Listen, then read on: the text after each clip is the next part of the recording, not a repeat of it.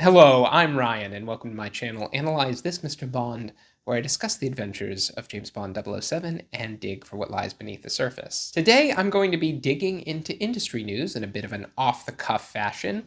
We received news this week that Ian Productions is returning to the works of Ian Fleming, but in a way we wouldn't have expected.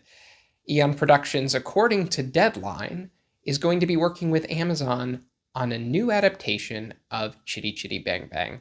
Chitty Chitty Bang Bang is a bit of an outlier in the works of Ian Fleming. It's a children's story that has become a bit of a classic, in part thanks to the 1960s musical film starring Dick Van Dyke. And there has been a recent stage production of Chitty Chitty Bang Bang in which the Broccoli family was involved. So it makes sense that Ian Productions would start to carry that forward, and it makes sense that Amazon would be interested in it. We're certainly seeing a resurgence of interest in musicals across cinema in general.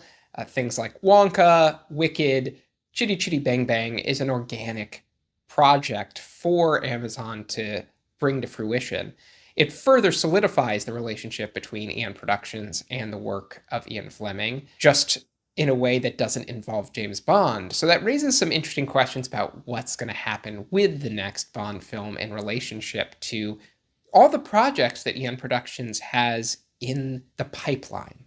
Certainly we have the Daniel Craig Othello in the works, and now we have Chitty Chitty Bang Bang, which is moving aggressively to find a director and writers. That doesn't mean Bond 26 is on standstill. There's about a year needed for script development, and the way Ian Productions has pursued script development since about the timeframe of Skyfall is really to bring in a director and set the director to work with the writers to shape the vision of the story. That was definitely the way the project shaped up on Skyfall and Spectre, and to a certain extent, No Time to Die, that project was a little bit more convoluted with the changeover in director from Danny Boyle to Cary Fukunaga at the 11th hour.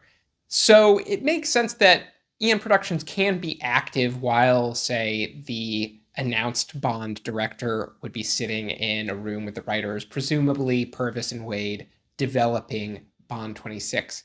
But this does mean that Bond 26 is definitely pretty far out. On an aggressive timeline, the earliest we would see Bond 26 is in 2027. So if Ian Productions was able to lock in a director for Bond 26, you could have 2025 be the year of script development, 2026 be the year of casting and serious production ramp up and probably the start of filming, and then 2027 be the year of theatrical release. But that still is a pretty aggressive timeline when Eon Productions is at work on two significant films, Othello and now Chitty Chitty Bang Bang.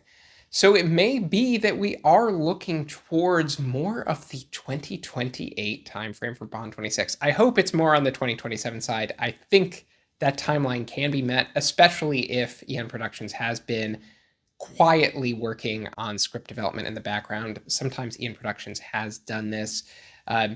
It's not off the table that, Purvis and Wade were quietly working on story treatments and a first draft, and that's been kind of shopped around to directors.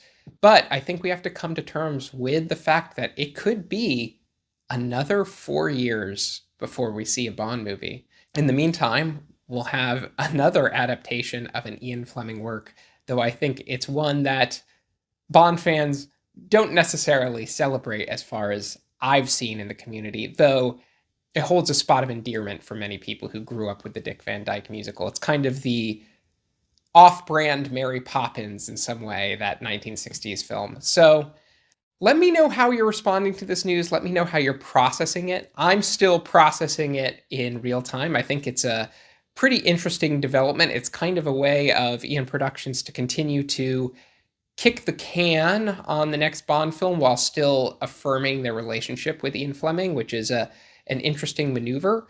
We'll see what 2025 has to bring to the table as these films ramp up in production, and presumably we start to get a little bit more information about what the future plans are for the Bond series. Thanks for watching, and I'll catch you in the next one.